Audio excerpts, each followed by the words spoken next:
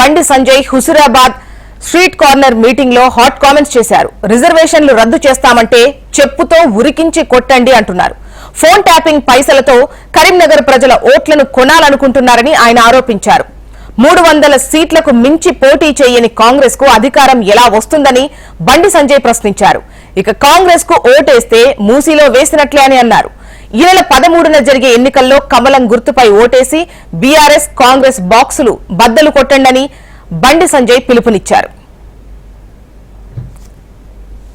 Congress party చెప్తున్నారు, నిన్నగాక మన జమ్మిగుండకు వచ్చి మోడీ గారు ఏది వరత తెచ్చాడు, మోడీ గారు ఏం చేశారు, మోడీ గారు ఏం చేశారు, తెలంగాణకి ఏం చేశారని చెప్పి ఇలా రేవంత్ రెడ్డి గారు చెప్తున్నారు. రేవంత్ అన్న నువ్వు మొన్న ముఖ్యమంత్రి అయినవే, అంతకుముందు సంగతి ఏంటో నీకు తెలియదు పాపం. అప్పుడు నీ బిజులో నువ్వున్నావు, మన మా బిజులో మేమున్నాం. ఏ బిజుల్లో మేము తెలంగాణకు నిధులు తీసుకురావాలి. కేసీఆర్ అడ్డుకున్నా కూడా తెలంగాణకు 10 లక్షల కోట్ల రూపాయలకు పైగా ఈ తెలంగాణ రాష్ట్రానికి 10 సంవత్సరాలు నిధులిచ్చినటువంటి వ్యక్తి నరేంద్ర మోడీ గారు.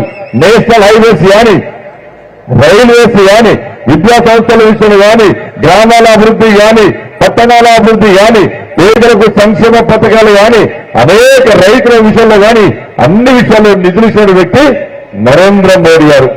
ఇలా నేను అడుగుతున్న రేవంత్ అన్న, నరేంద్ర మోడీ గారు 10 లక్షల కోట్లు ఇచ్చింది కదా, ఏమి ఇయ్యలేదన్నా కదా, మరి అదే వేదికగా నువ్వు 6 గ్యారెంటీల విషయంలో ఎందుకు మాట్లాడలేదని చెప్పాల్సిన బాధ్యత నిన్నది. జమ్మికుంటకు వచ్చినప్పుడు మోడీ గారిని తిట్టావు, గాడిది గుడ్డు అన్నావు, గుండు సున్నా అన్నావు, నన్ను కూడా గుండు అన్నావు. నేను ఏం చేయాలి? బొచ్చు వరకుంటే నేనేం చేయాలి?